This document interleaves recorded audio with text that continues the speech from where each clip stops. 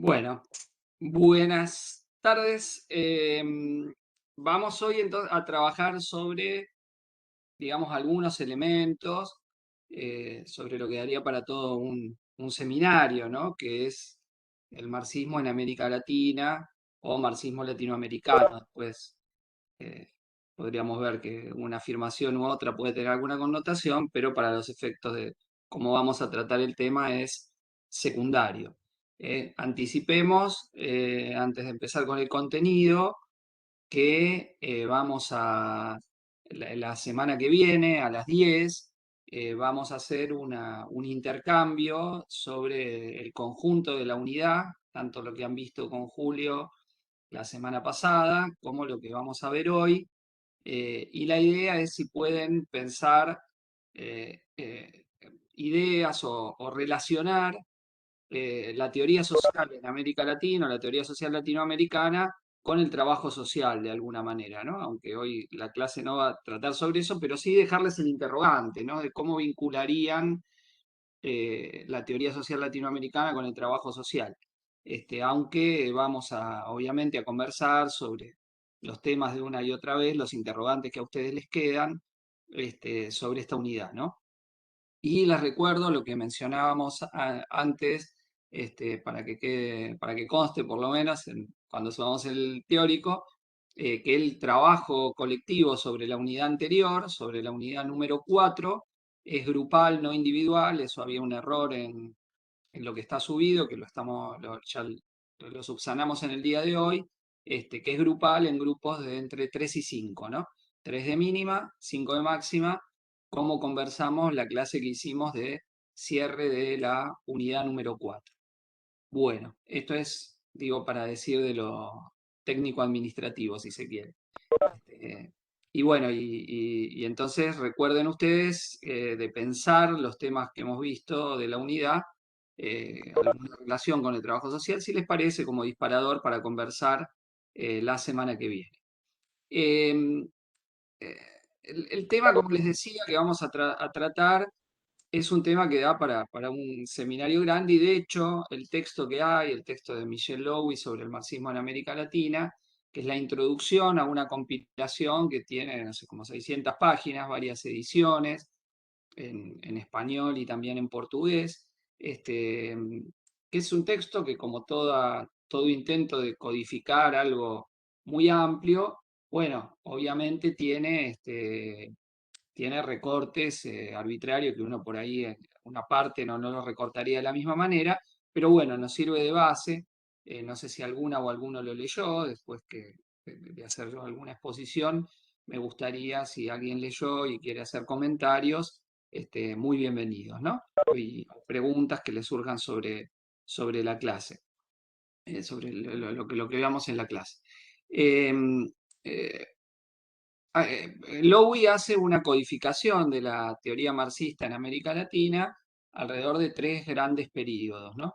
Un primer período que él señala el período revolucionario, que va desde la llegada inicial de las ideas marxistas a América Latina hasta la década de 1930, un primer periodo que se llama un periodo revolucionario, en el sentido de que hay mucha originalidad y una serie de autores que ahora vamos a mencionar, pero ese es un primer periodo. Hay una segunda etapa que llama la etapa de predominio y hegemonía del estalinismo, que la sitúa entre la década del 30 y la victoria de la Revolución Cubana en 1959, y una tercera etapa que abriría la Revolución Cubana. Bueno, lo que pasa es que el libro, como tiene muchas ediciones, se va alargando como es el periodo de utilización de hasta dónde llega y los fenómenos de los que va hablando, ¿no? El libro. Pero, digamos, hagamos esa canonización general, esa división general de estos tres periodos. Un primer periodo, entonces, los orígenes, que él dice de un pensamiento revolucionario. Un segundo momento de hegemonía del pensamiento vinculado a los partidos comunistas ligados a la Unión Soviética una vez burocratizada. Y finalmente un periodo de nuevo enriquecimiento de la teoría marxista alrededor después de la victoria de la Revolución Cubana.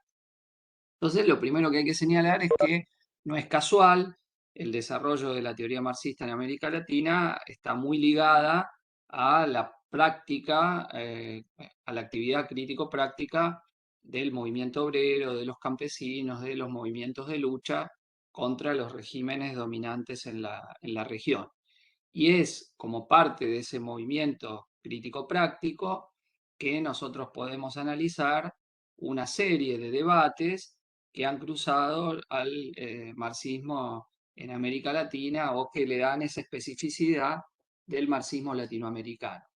Y Lowy señala algo que me parece interesante de dónde situar el debate, que es eh, dos límites de la elaboración que Lowy cree, o dos presiones, si se quiere, que ha tenido la elaboración marxista en América Latina, que él cree que aquellos autores que se señalan como más originales o como más interesantes logran superar. Que sería por un lado lo que llama el indoamericanismo y por otro lado el eurocentrismo. Indoamericanismo, eurocentrismo. Y digamos, la línea que él piensa es cómo poder dar cuenta de la originalidad y la especificidad latinoamericana sin separar a América Latina de lo que ocurre a nivel universal y en particular en el mundo capitalista dependiente o semicolonial, ¿no? Entonces, digamos, ese es el intento en donde trata de ubicar las coordenadas de lo más interesante que ha dado el marxismo latinoamericano. Eh, ¿Qué sería el indoamericanismo? Bueno, lo enlaza y lo relaciona con la postura de un movimiento político que tuvo lugar en Perú, el APRA, la Alianza Popular Revolucionaria Americana, liderada por un dirigente intelectual llamado Raúl Haya de la Torre. Raúl Haya de la Torre, que quizá ustedes hayan escuchado hablar. Y obviamente si les digo Perú y les digo marxismo, ustedes lo van a relacionar con el nombre del más importante marxista latinoamericano y original de este periodo fundador, ¿no? Que es José Carlos Mariátegui. Justamente José Carlos Mariátegui, el autor de 7 ensayos sobre la realidad peruana, un texto enormemente creativo y original, que en realidad son 7 ensayos, porque justamente son 7 trabajos que él presenta como capítulos, pero que tienen su relativa independencia. Digamos, el orientador de una publicación, la revista Mauta, y que justamente en delimitación político-estratégica con el APRA, él va a ser el fundador del Partido Socialista Peruano, luego de venido en Partido Comunista, ¿no? Eh, entonces digo, justamente digamos, esa delimitación y esa disputa intelectual y política va a estar en la base del marxismo latinoamericano. Pero para llegar a ese debate, a esa polémica entre Haya de la Torre y Mariátegui, y bueno, ya había pasado mucho abajo del puente, ¿no? A lo cual ahora enseguida voy a volver. Y lo segundo que sería la idea del eurocentrismo, perdón, es pensar a América Latina como una mera copia o continuación de las tendencias del desarrollo histórico que tuvieron lugar en Europa. O sea, como que América Latina tenía que pasar por una determinada fase de desarrollo histórico que había atravesado Europa, ¿no? Básicamente, esclavismo, feudalismo, capitalismo, ¿no? Y entonces pensar desde la colonización americana hasta el posible desarrollo latinoamericano desde esa óptica, que tiene un punto de contacto con las miradas, ya no en la teoría marxista, sino en la teoría social de la llamada teoría del desarrollo, que en el siglo XX, pero todavía en el siglo XXI, piensan nuestra región este, en términos de momentos que hay que alcanzar para llegar a ser como los países capitalistas dominantes, ¿no? Entonces, de algún modo, la visión eurocéntrica que sostuvieron determinados intelectuales marxistas y ciertas formaciones políticas, en el sentido de ver como una repetición mecánica el proceso de desarrollo histórico, o del otro lado la visión indoamericanista que señala cuestiones en América Latina que la separarían o su especificidad lo transformaría en una excepcionalidad prácticamente absoluta respecto del resto del mundo. Creo yo que es las coordenadas donde sitúa correctamente, a mi entender, Lowy, tratar de captar la especificidad de los debates y los desarrollos de la teoría marxista en América Latina.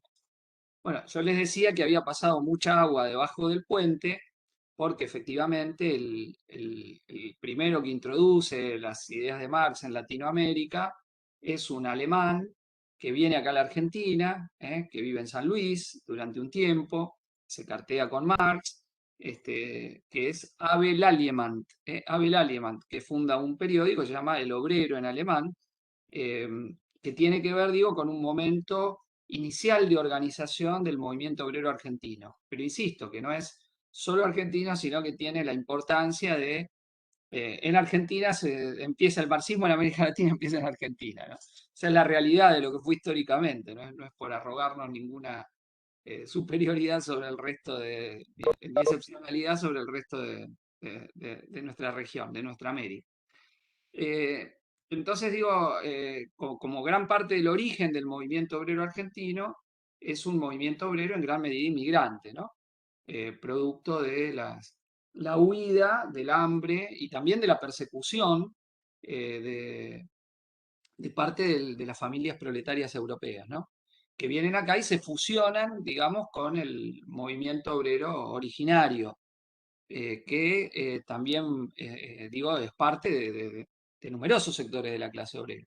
Y por eso en nuestro país, pero esto es común a otros países de América Latina, el origen del movimiento obrero es por un lado anarquista y por otro lado socialista, ¿no?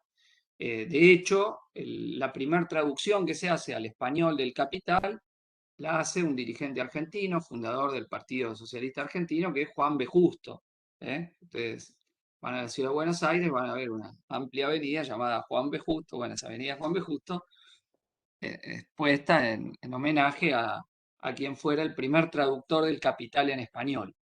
Pero Juan B. Justo, más allá de esto, dentro de los socialistas argentinos no era específicamente muy marxista, ¿no? Era más bien de una tendencia más de reforma social, que tenía mucho peso dentro del Partido Socialista Argentino y dentro de lo que en el movimiento obrero se conoce como la Segunda Internacional. O sea, la clase obrera mundial va a tener la fundación de la Primera Internacional en 1864, donde participan Marx y Engels, una primera organización internacional que se disuelve 10 años después, y luego, ya bajo liderazgo de Federico Engels, con Marx ya fallecido, se funda la Segunda Internacional, donde se construyen los grandes partidos socialistas.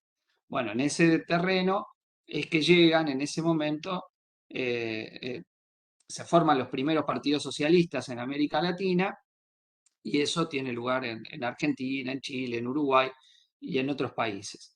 Y cuando ya, digo, antes de llegar a Mariátegui hay un hecho importante, digo, tenemos que contextualizar para entender el proceso, tenemos que, obviamente, mencionar un hecho que va a marcar todo el siglo XX, que es la Revolución Rusa, ¿no? Y al calor, la Primera Guerra Mundial, primero, 1914, y la Revolución Rusa, la primera revolución socialista victoriosa a nivel mundial, en octubre de 1917. Bueno, la victoria de la Revolución Rusa va a traer consigo la fundación de una nueva internacional obrera, la Tercera Internacional, en crítica a la actitud que la Segunda Internacional o la mayoría de ella había tenido en la Guerra Mundial, la Primera Guerra Mundial, que había sido apoyar a sus propias burguesías en vez de enfrentar la guerra. Y obviamente el apoyo, ¿no?, a la Revolución de Octubre y al nuevo régimen soviético. Soviet quería decir consejo, no otra cosa, la nueva democracia de los consejos obreros que surge como un resultado de la Revolución Rusa.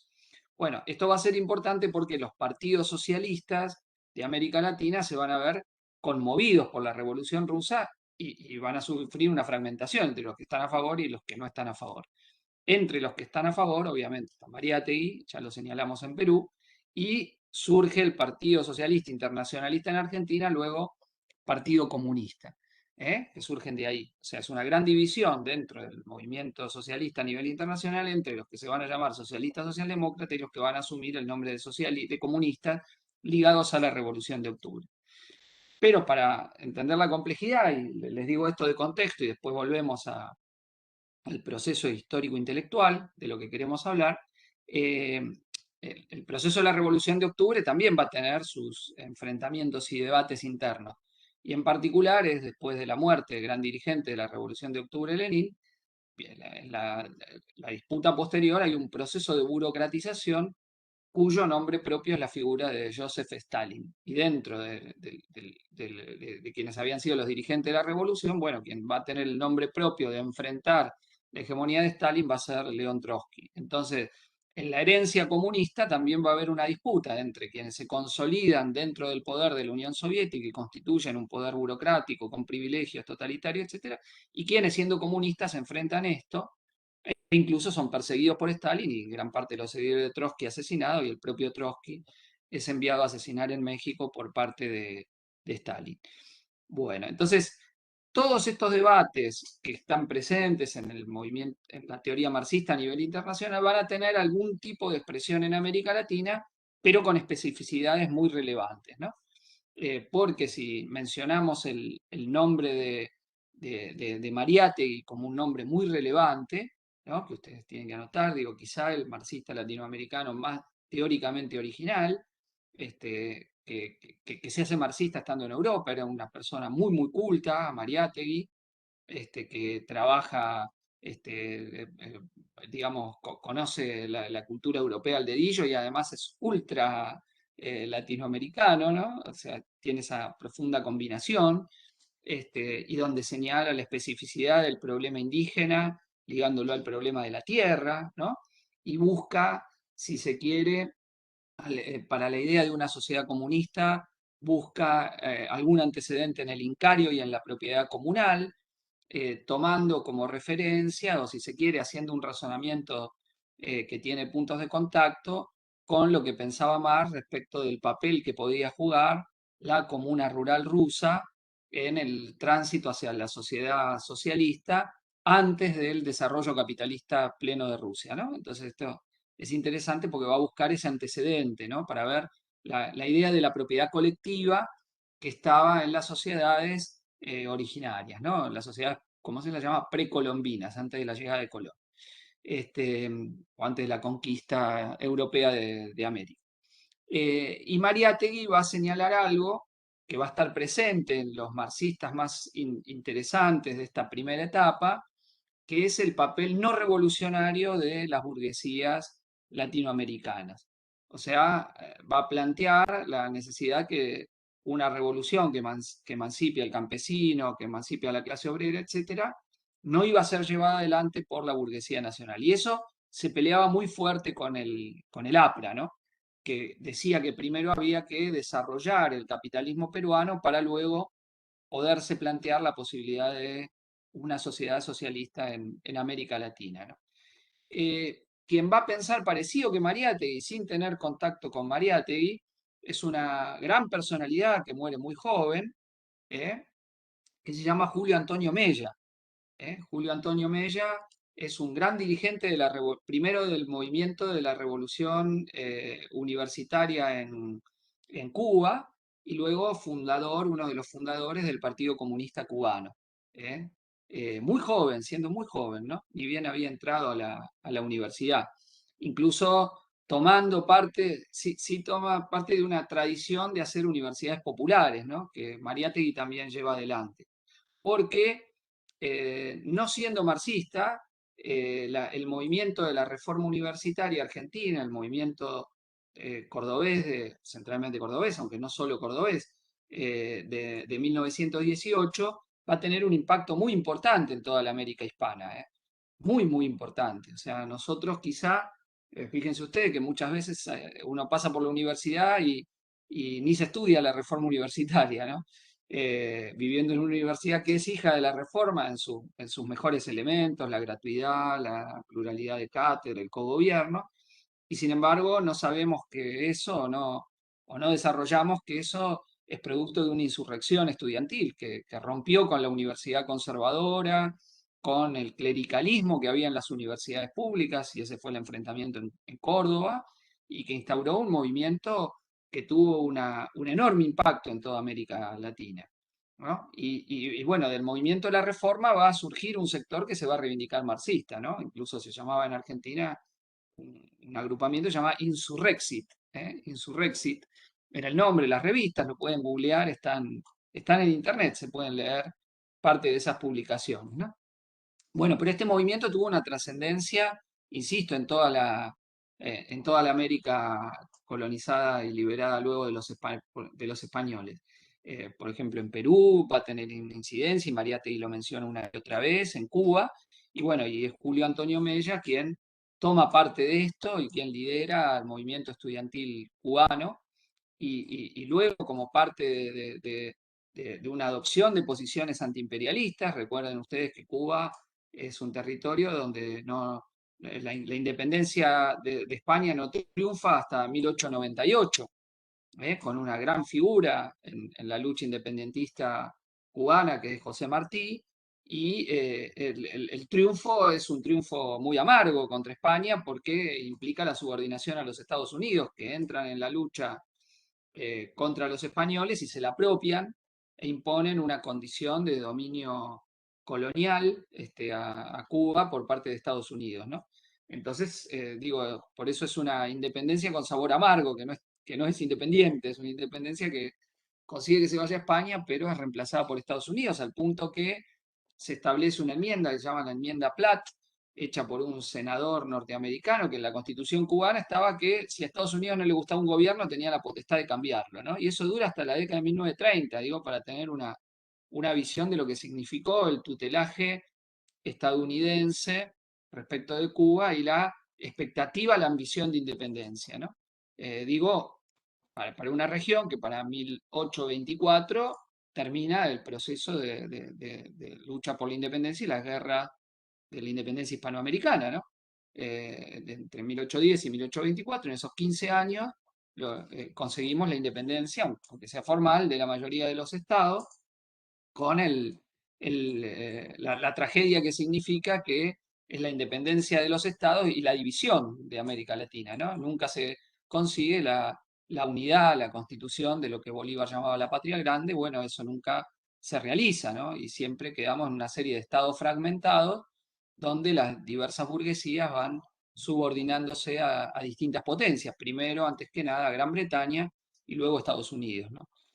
Pero con la independencia formal, mucho antes que el resto del mundo atrasado, del mundo dominado por las metrópolis, que solo, en general, recién después de mitad del siglo XX consiguen su independencia. Ustedes piensen que la gran mayoría de África y de Asia no se constituyen naciones independientes hasta después de la Segunda Guerra Mundial. Piensen la fuerza de la dominación colonial europeo-americana, ¿no? El peso que tiene, ¿no?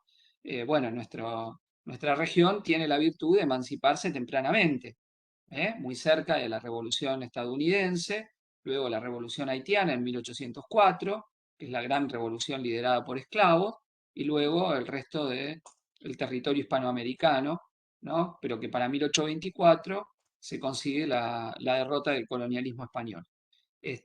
Pero desde entonces eso no significa que tuvimos un camino de desarrollo independiente, sino subordinado en general, en particular a Gran Bretaña, y luego a quien va a reemplazar a Gran Bretaña en el control de la región, que son los Estados Unidos desde eh, los años 30 y más fuertemente desde la Segunda Guerra Mundial, con diferencias país por país, ¿no? Porque obviamente no tiene el mismo derrotero países que están directamente con fronteras con Estados Unidos, como es el caso mexicano, ¿no? Que ve que le cercena a Estados Unidos gran parte de todo su territorio, o incluso América Central, también que Estados Unidos siempre consideró su patio trasero, ¿no?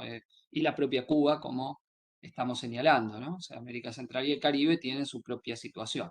Este, bueno, entonces, volviendo a lo que queríamos señalar, hay una serie, digo, en este contexto, una serie de autores importantes de este primer periodo, ¿no? Que reseña Lowy, que hiciste, uno de ellos es Mariátegui, otro es Julio Antonio Mella, que se va exiliado a México, producto de la persecución de un dictador que había entonces en Cuba, que era Machado, y termina siendo asesinado en México, muy probablemente por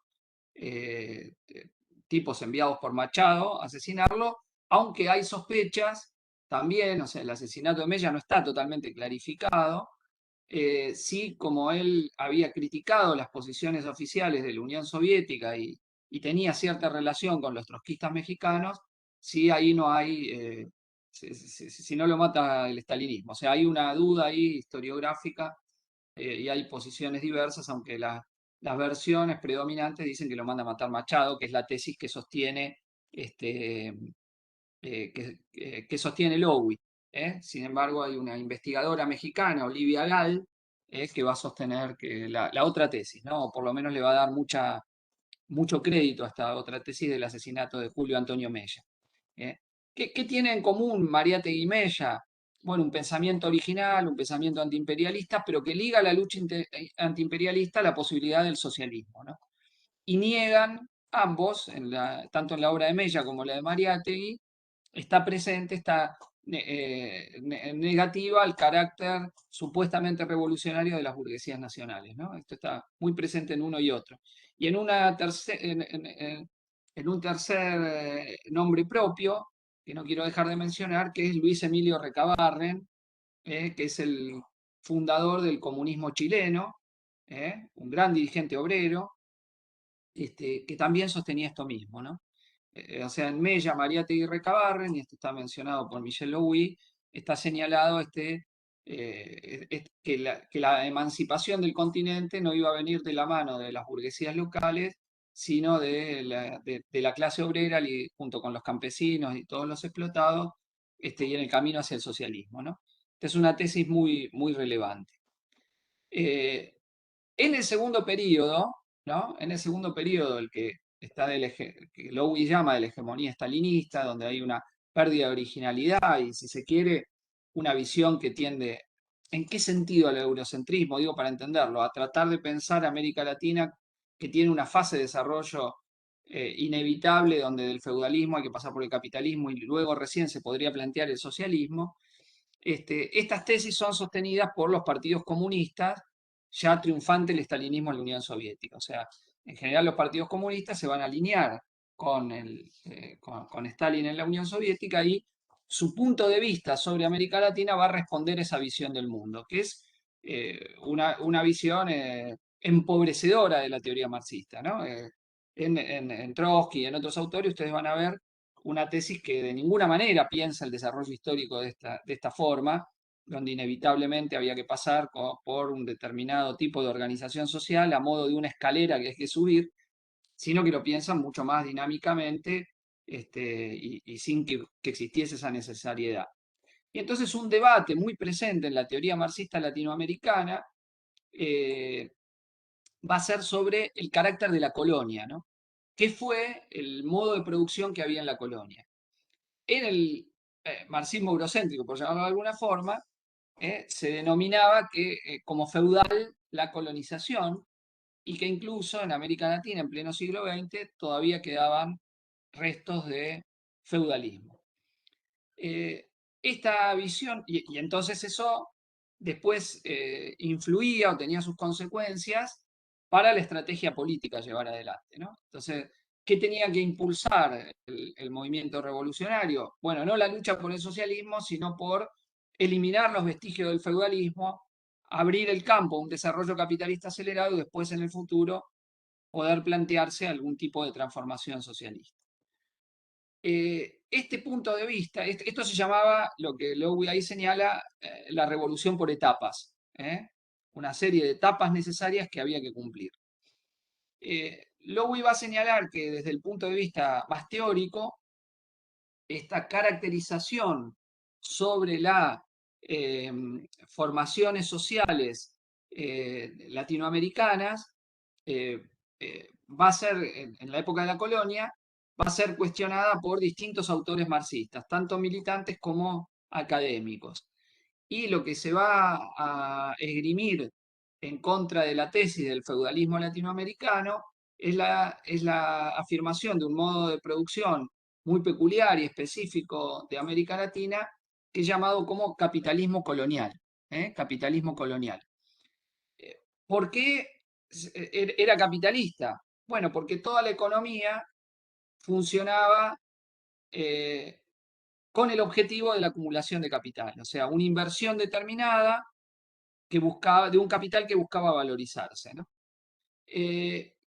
Pero con una característica peculiar, que las relaciones sociales del capitalismo colonial no eran relaciones asalariadas, ¿no? Sino que se introducían todas formas de relaciones de opresión y explotación muy peculiares, digamos, y combinadas, pero que están en función de la acumulación capitalista, ¿no? Entre ellas la esclavitud, ¿no? Ya Marx decía que el capitalismo vino al mundo chorreando sangre y lodo, y gran parte de esa afirmación que está en ese gran capítulo del Capital, el capítulo 24, se refiere justamente a la introducción de los esclavos en América, ¿no? Ustedes saben que el capitalismo moderno se funda sobre una aberración, que es la caza como si fueran animales de una parte de los habitantes africanos, la conformación de grandes empresas, grandes monopolios, en gran medida legales, que se dedicaban a la esclavitud, ¿no? La industria naviera se desarrolla en función de la esclavitud, pero que no era la esclavitud del mundo antiguo, sino que es una esclavitud al servicio de la acumulación de capital, ¿no? Y esa esclavitud capitalista, bueno, va a tener como destino América, ¿no? Aunque también van a engrosar las filas de las plantaciones de materias primas, alimentos y la producción en otras regiones del mundo, por ejemplo en el sudeste de Asia, y las potencias europeas eran brutales. La colonización de este periodo de desarrollo de lo que se ha llamado el capitalismo comercial o de la conquista colonial es verdaderamente brutal, son asesinatos en masa digamos, subordinación de las poblaciones totalmente sanguinarias, ¿no? Del mundo del cristianismo europeo, ¿no? De los crímenes que realiza sobre la población americana primero, africana, perdón, y trasladada a América. Y más o menos se calcula que una parte muy importante, algunos dicen la mitad, otros un tercio, ¿no? Que moría en el traslado, ¿no? De los africanos trasladados a América para ser esclavos, entre la mitad y un tercio morían en el camino, ¿no? Y una figura que no existía en el feudalismo, porque la relación social en el feudalismo europeo era de vasallaje, de servidumbre del campesino, pero no de esclavitud, ¿no? Va a ser reintroducida por los cristianos europeos en América. Y junto con eso, el crimen sobre y la sujeción a la vez de los pueblos originarios, ¿no? Conformando instituciones, algunas que existían entre los mismos pueblos, pero dándole vuelta y transformándolos en mecanismos de dominación, como se acordarán ustedes del colegio secundario, la mita y el yaconazgo, por ejemplo, en la explotación de los metales, ¿no? Del oro, donde gran parte de los pueblos originarios mueren en esas actividades, o por ejemplo en México, donde la población es diezmada, ¿no? Las enfermedades que traen los conquistadores de la mano de Hernán Cortés deja vivo solo 50 años después un 10% de la población originaria de México. Es decir, fíjense ustedes el tamaño el significado que tiene para los pueblos originarios la conquista, ¿no? Y matanzas después que podemos ver en cada país, ¿no? Cada estado actual tiene su genocidio, semigenocidio, asesinato masivo. Nosotros hemos tenido el nuestro luego en la mal llamada conquista del desierto, en la colonización del sur del país sobre los pueblos originarios, ¿no? Lo que el significado que ha tenido eso en la Constitución del Estado argentino, que tiene un genocidio detrás suyo, ¿no? En la Constitución, no solo el genocidio de los 70, sino el genocidio de origen del Estado. Bueno, esto, digamos, el capitalismo colonial lo tiene como un rasgo característico, ¿no? Porque los esclavos que se traían iban a las plantaciones de café en Brasil, o de tabaco en Cuba, o de otras alimentos o materias primas, la industria del caucho, la industria del algodón, depende de los países, en el norte de Estados Unidos, por ejemplo, ¿no? La industria del algodón, digamos, nutría la industria textil, eh, y también a la actividad doméstica, ¿no? Los esclavos domésticos. En el Río de la Plata, sobre todo, la actividad esclavista tiene que ver con la actividad doméstica, ¿no? Donde, más que en el caso brasilero, donde se da otras circunstancias, ¿no? Y donde es abolida muy tardíamente, ¿no? El Río de la Plata, ustedes saben, tiene tempranamente va a ser abolida la esclavitud de vientre en la asamblea del año 13. De vientre significaban los nuevos esclavos que nacían, es decir, no es que se liberaban todos los esclavos, no teníamos esa, tan avanzados no eran acá, todavía lo sostenían, pero se le daba la posibilidad de ser liberado al esclavo que combatía en los ejércitos de la independencia, que son la gran base de los ejércitos de la independencia, son esclavos y originarios, ¿no? Son la gran mayoría de todos los soldados que nutren los ejércitos de la lucha antiespañola, ¿no? Aunque parte de los originarios también eran reclutados por los españoles en pactos distintos contra los independentistas, ¿no? Eh, pero entonces señalo esto porque el carácter de qué era eso, ¿no? Porque había instituciones feudales que los españoles y los portugueses traen a América, pero no era feudal las relaciones sociales, no había campesinos que eran siervos de señores que tenían el territorio. Entonces, no había una reproducción de las relaciones feudales, ¿no? Entonces, la tesis de pensar el capitalismo colonial como, perdón, la formación social que trae la América hispánica de la colonia como capitalismo colonial, siempre me ha parecido una tesis muy acertada, ¿no? Y es una tesis que van a sostener desde teóricos académicos, abrevando en el marxismo, como el chileno Sergio Bagú, que es quien más explicitó y sostuvo esto, un historiador, digo, con estudios socioeconómicos, y sociólogo chileno, Sergio Bagú, como algunos teóricos que están enrolados en el ala marxista de la teoría de la dependencia, que ustedes vieron con Julio la semana pasada, entre ellos Gunder Frank, André Gunder Frank, un marxista brasileño llamado Caio Prado Jr., Caio Prado Jr., y otro marxista, un sociólogo brasileño llamado Florestan Fernández, en los dos está esta tesis, y dos marxistas argentinos, militantes trotskistas, ellos, uno de los dirigentes más importantes trotskistas de la historia argentina, que es Nahuel Moreno, y un teórico, historiador, que fallece muy joven, se suicida a los 32 años, pero que hace una obra que sigue siendo inspiradora sobre la historia nacional, que es Milcíades Peña. Milcíades Peña, que como referencia ustedes pueden leer el conjunto de su obra sobre la historia nacional, editada bajo el nombre de Historia del Pueblo Argentino. Historia del Pueblo Argentino, pueden leer ustedes en Milcíades Peña. Pero que es una obra, digamos, donde la tesis Moreno Peña sobre la colonización española y portuguesa es la de conformación de un capitalismo colonial, ¿no? Como base. Y esta tesis es importante porque tenía después consecuencias políticas prácticas, ¿no? Y así como, digamos, la teoría de la dependencia tiene una ala marxista, donde les mencionaba a André Gunder Frank, hay otro autor muy importante también que es Rui Mauro Marini. Rui Mauro Marini. Es interesante porque, digamos, los dependentistas no marxistas señalaban algo en común con los marxistas, que era que el subdesarrollo de América Latina no era producto de no haber superado el feudalismo, sino era producto del capitalismo contemporáneo, o sea, de una estructura de dominación del imperialismo a nivel mundial y que se expresaba en América Latina, donde tenía un rol subordinado, ¿no? Y esa subordinación dentro del esquema de la estructura del capitalismo mundial es lo que explicaba el atraso de la región. O sea, no es que había que superar rasgos feudales para avanzar rápidamente en el capitalismo, sino que la estructura capitalista del mundo es lo que explica el atraso de nuestra región, ¿no? Y esto es un tema nodal, central, teórico, que es para explicar por qué esa relación de subordinación de América Latina respecto de las potencias capitalistas más avanzadas, ¿no?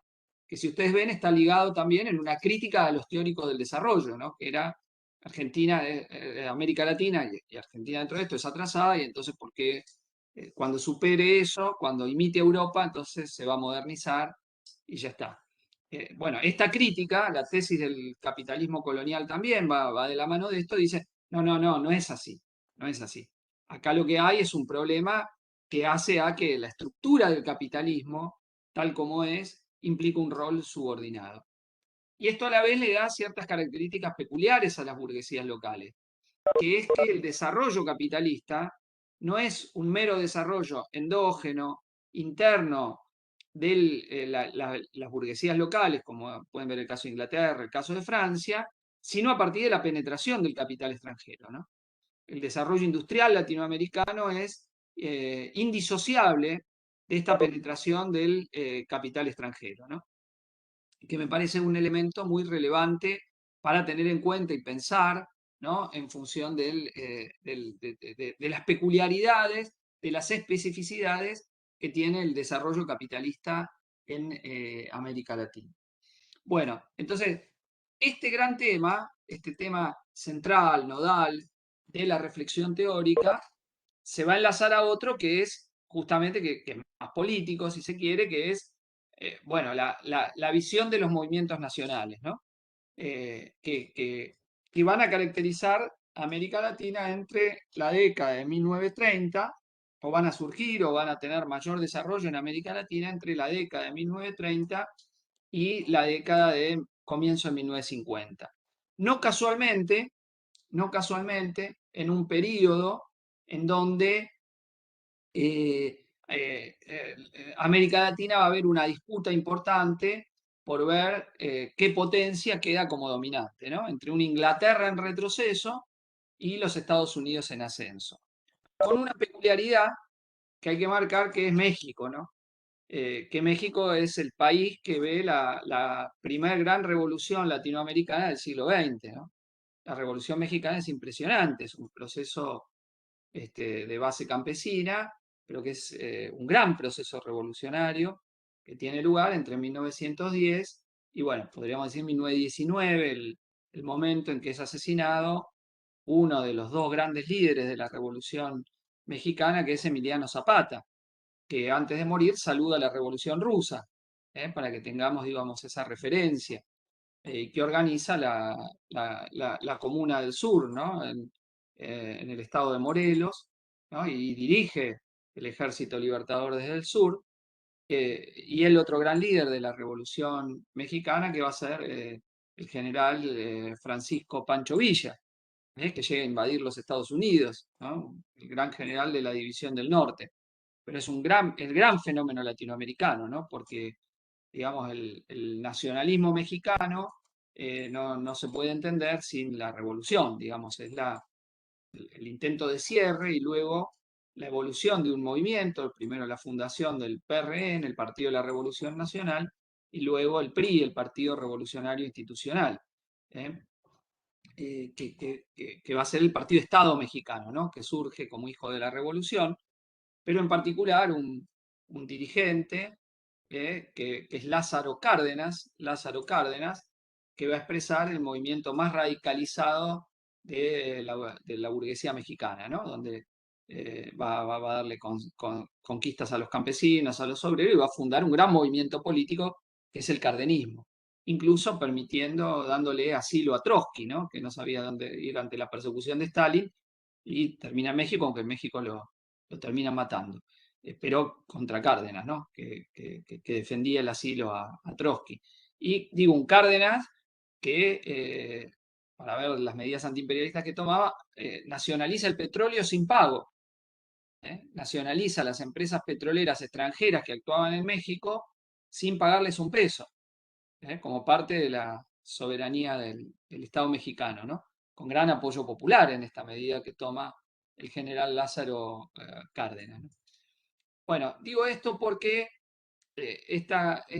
fenómenos de estos movimientos nacionalistas con dirección burguesa, es decir, que no eran socialistas, vamos a ver en distintos países latinoamericanos, ¿no? Vamos a verlo en el caso boliviano, con el movimiento nacionalista revolucionario, obviamente en Argentina, con el peronismo, en Brasil, con un movimiento que se llama varguismo, Getúlio Vargas, que va a cambiar, digamos, primero era más pro-yanqui, después se hace anti-yanqui. Ustedes saben que Vargas se termina suicidando, ¿no?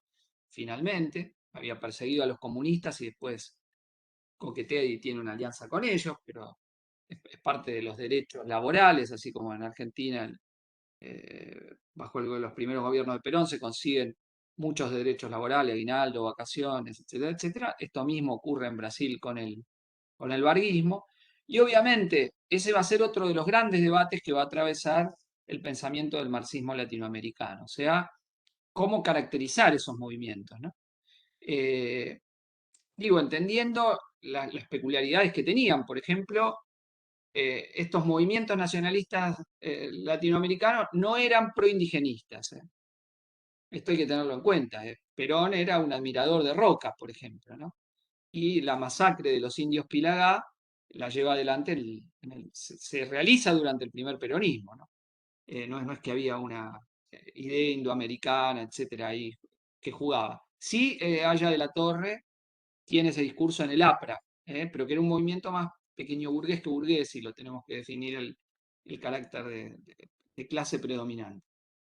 En el PRI mexicano va a haber un discurso un poco más, menos en el MNR boliviano, el Movimiento Nacionalista Revolucionario de Bolivia, que es el depositario de la segunda gran revolución americana del siglo XX, que es la Revolución Boliviana de abril de 1952, donde los marxistas bolivianos, trotskistas, tienen mucha incidencia o una incidencia importante en ese proceso revolucionario. Se funda la Central Obrera Boliviana, su primer texto es redactado por un militante trotskista del POR, Partido Obrero Revolucionario. Las famosas tesis de Pulacayo, votadas por la Federación Minera, son escritas por un dirigente trotskista, pero esa revolución no termina en un régimen socialista, sino en el gobierno de Paz Estensoro, que era el dirigente del movimiento nacionalista revolucionario. Pero es una gran revolución donde los mineros desarman al ejército. Por ejemplo, los mineros toman los cuarteles, todos, y el ejército queda desarmado. Se deshace el ejército boliviano. Digo, por parte de una revolución obrera. Es la gran revolución obrera de América Latina. Es la revolución boliviana, pero que no culmina en una revolución socialista.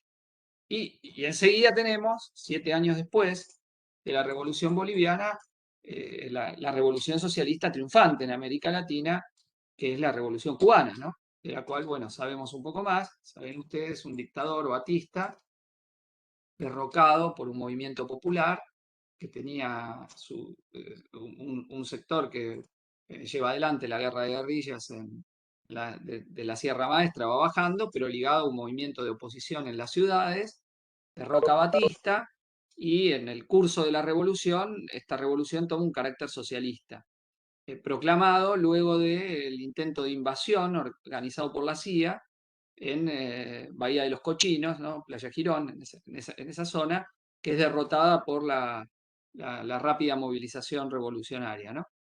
Donde los mercenarios que tratan de invadir Cuba son humillados por la movilización popular. Bueno, esa victoria de Bahía de los Cochinos, luego de esto, la revolución cubana se expropia a la burguesía, y no sé si alguna vez han visto las imágenes, son impresionantes, ¿no? En una plaza colmada del Palacio de la Revolución, ¿no? Fidel Castro nombra a cada empresa diciendo expropiada en nombre de la revolución, expropiada en nombre de la revolución, y hay una famosa movilización que llega hasta el malecón, eh, no sé si alguno conoce La Habana, donde llegas hasta el mar. ¿no? Y entonces se llevaban cajones, ¿no? Cajones en la procesión popular con los nombres de las empresas imperialistas, ¿no? Que se expropiaban y entonces tiran al mar los cajones el ataúd de la dominación imperialista, ¿no? Y una revolución que se proclama socialista sin que el inicio de la revolución se veía esta dinámica, ¿no? Incluso Batista tenía roces en el momento de la revolución con Estados Unidos, algunos especulaban que les podía servir a un sector de los norteamericanos eso, pero bueno, el- la revolución toma una dinámica antiimperialista y democrática y toma un curso socialista y se expropia la burguesía. Es la única revolución socialista triunfante en América Latina, ¿no? Y ya para ver otra revolución de la misma dimensión o similar en América Latina, tenemos que saltar de 1959, victoriosa, ¿no? Porque intentos de revolución va a haber muchos en América Latina. Tenemos que ir a 1979 con la revolución nicaragüense, ¿no? Hoy caída en desgracia, deformada por la deriva que han tenido algunos de sus líderes, como Daniel Ortega, pero que en su momento fue una gran revolución obrera y campesina, eh, que, que derroca, digamos, al régimen dictatorial de Anastasio Somoza, ¿no? El dictador pro-norteamericano, ¿no? El famoso dictador donde está la famosa frase de los estadounidenses que decían, Somoza es un hijo de Utah, pero es nuestro hijo de Utah, ¿no? Para ver cómo defendían un régimen dictatorial brutal, ¿no? Desafiado por las masas y que es derrocado por el Frente Sandinista de Liberación Nacional, 19 de julio de 1979, la victoria de la Revolución Nicaragüense. Entonces digo, un tema era el carácter de la colonia y la estrategia a llevar adelante, otro el tratamiento de los movimientos nacionalistas, esto también es desarrollado en el texto de Lowy de lo que a mi juicio debería, porque es parte de los grandes debates del marxismo latinoamericano, ¿no? Donde hay distintos tipos de posiciones, ¿no?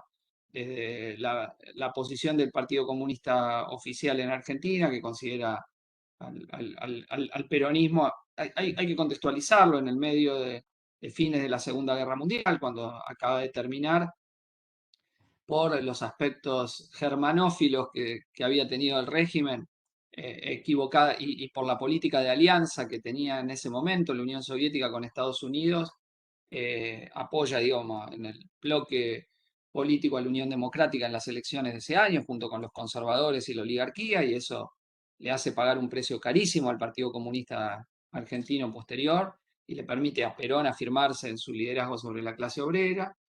Este, eh, Otras posiciones, que es de apoyo crítico a esos movimientos nacionalistas, hasta señalar su carácter antiimperialista, pero sin darle apoyo político, sin darle un carácter de potencialidad revolucionaria, ¿no? Que van a sostener otras tendencias, en particular que se consideraban dentro de la herencia trotskista del marxismo, ¿no? Pero esas posiciones divergentes ustedes van a ver frente a otro de los grandes temas de debate, ¿no? Y si tenemos que señalar otro punto muy de discusión es luego la Revolución Cubana, ¿no? Porque la Revolución Cubana había marcado el carácter socialista de la revolución, ¿no? Y con la Revolución Cubana está ligada justamente a una figura de un marxista argentino-cubano como es el Che Guevara, ¿no? Un marxista argentino luego adoptado por el pueblo cubano, como es el Che, y su intervención en estos debates, ¿no? Un Che que en ese sentido retoma puntos de contacto con Mariate y con Mella, al señalar que las burguesías nacionales eran cómplices en la dominación del continente por parte del imperialismo norteamericano, y su célebre definición de que la revolución socialista, la revolución en América Latina sería socialista o no sería, ¿no? La revolución será socialista o no será, definía el Che Guevara, ¿no? Yendo de plano contra toda política de subordinación a las burguesías nacionales y a los movimientos que podían expresarla, ¿no? Entonces, esto va a abrir, obviamente, en la década del 60 y luego en el 70 todo un abanico de posiciones, debates, etcétera, en torno a cuál sería la estrategia revolucionaria en América Latina. Eh, bueno, yo no me quiero extender mucho más porque creo que por acá estamos viendo algunas de las bases del debate fundamentales, discusiones donde digo, a posteriori hay, Lowy nombra toda una serie de autores, América Latina es uno de los lugares centrales de donde todos los marxistas clásicos están presentes en la obra de distintos autores, Gramsci, Trotsky, etcétera, tienen un peso muy, muy fuerte en Latinoamérica. Este, pero digo, sin desarrollar, después si a alguien le interesa, pregunta y desarrollo algunos de los temas que estoy tirando casi como títulos, sí que, digamos, la teoría marxista está muy ligada a la práctica por la transformación revolucionaria de la sociedad, como no podía ser de otra manera en Latinoamérica. Es decir, el fenómeno de teóricos marxistas que no sean militantes es un fenómeno muy posterior y muy limitado, ¿no? En general, la mayoría de ustedes pueden ver esa imbricación entre la práctica política y la producción teórica. Eh, digo, y nuestro país tiene un lugar también de privilegio. Si nos adelantamos en el tiempo y vamos al pensamiento marxista latinoamericano actual, sin duda Argentina y Brasil son los dos lugares donde más presente está, y quizá Chile un poco más con digamos, el movimiento de la revuelta y todo que ha reverdecido fuertemente el marxismo latinoamericano, ¿no? Y bueno, y con el peso también de fenómenos después peculiares en cada país, ¿no? Bueno, donde Jenny proviene en Colombia, la guerrilla latinoamericana más larga, digamos, que fueron las FARC, después muy, que en un momento va a ser muy criticada también por ciertas prácticas dentro de Colombia, antes de los propios acuerdos de paz, pero es sin duda la guerrilla más duradera de América Latina, junto con otra que tiene una inspiración muy peculiar, que es el ELN, el Ejército de Liberación Nacional, que va a expresar originalmente también la radicalización de un sector cristiano, ¿no? De un sector, digamos, de un fenómeno que se da ya en la década del 60, donde Cuba influye, obviamente, pero otro movimiento, radicalización en la izquierda cristiana, que es el movimiento de sacerdotes por el tercer mundo, luego la teología de la liberación, y señalo esto porque en el ELN, quien va a ser un símbolo de este proceso es Camilo Torres, ¿no? Cura originalmente y que muere en combate, ¿no? En la guerrilla del ELN. Pero esta relación, digo, cristianismo-marxismo, ¿no? Que se da en América Latina mucho más que en cualquier otra región, ¿no? Por el peso que tiene el catolicismo en Latinoamérica, ¿no? Y que después sí señala Lowy cómo va a estar en la base de la fundación del PT brasilero, el Partido de los Trabajadores en Brasil, o en parte en el sandinismo en Nicaragua, aunque mucho menos. Y bueno, después hace una visión muy peculiar Lowy que daría mucho para discutir sobre el fenómeno del zapatismo mexicano, que hace su aparición el 1 de enero de 1994. Me estoy refiriendo al Ejército Zapatista de Liberación Nacional, que bueno, luego se fue opacando su influencia, ¿no? Pero que a mediados de la década de los 90 aparecía como algo novedoso, ¿no? Eh, bueno, menciono solo otro hecho que ahí señala Lowy, que es la insurrección salvadoreña de 1932, menos conocida, menos recordado que otros procesos, pero que bueno, que va a ser importante, dirigida por el Partido Comunista salvadoreño, que va a terminar derrotada, pero que también es un proceso interesante para tener en cuenta, para tomar esta relación entre lucha de la clase trabajadora, de los campesinos, acciones revolucionarias y presencia del marxismo en América Latina. Bueno, obviamente en la década del 70 hay un protagonismo de las organizaciones marxistas, sin ninguna duda, latinoamericanas en el debate de la estrategia de la revolución, el carácter de la dominación del imperialismo, cómo está la táctica política más precisa que obviamente que influye también sobre los movimientos nacionalistas, ¿no? La izquierda peronista, por ejemplo, donde ustedes saben que hay un teórico del llamado peronismo revolucionario, que es John William Cook, que es quien sostenía que los comunistas realmente en Argentina somos nosotros los peronistas, el que hablaba de dos peronismos, un peronismo burgués y burocrático y un peronismo revolucionario de la clase obrera, y que se ilusionaba con que Perón pudiera ser un Fidel Castro, un Mao Zedong, y va a ser desairado en esa expectativa, aunque muere antes de ver esa dinámica, ¿no? Pero una tradición, digamos, que luego va a dar lugar al peronismo de izquierda, llamado de esa forma, Montoneros en la década de los 70, que era, intentaban conciliar peronismo y marxismo, ¿no? De alguna forma. Bueno, que después tiene un derrotero muy peculiar, muy particular, pero que como fenómeno está presente, ¿no? En la década del 70 la lucha radicalizada en Argentina después del Cordobazo, pero en todo el Cono Sur, con el proceso chileno, el proceso boliviano, el proceso uruguayo, y ciertas ramificaciones en Brasil o en México también, va a dar lugar a un crecimiento muy fuerte de las organizaciones marxistas durante la década del 70 y luego una represión brutal, ¿no? Obvio, el genocidio en nuestro país, los asesinatos en masas en Chile, Uruguay con las prisiones, deportaciones y encarcelamientos, bueno, estos procesos represivos proestadounidenses de la guerra contra el comunismo lanzada por Estados Unidos dentro del contexto de Guerra Fría y que tuvo como blanco la represión en América Latina. Bueno, paro acá, hice mención a una serie de acontecimientos, procesos históricos, debates intelectuales, nombres propios, ¿eh? Que le dan esta complejidad al marxismo latinoamericano y que digo ya para relacionarlo con el trabajo social, bueno, que no está por fuera de, obviamente, de todo ese proceso tan fundante en el trabajo social que es la reconceptualización, ¿no?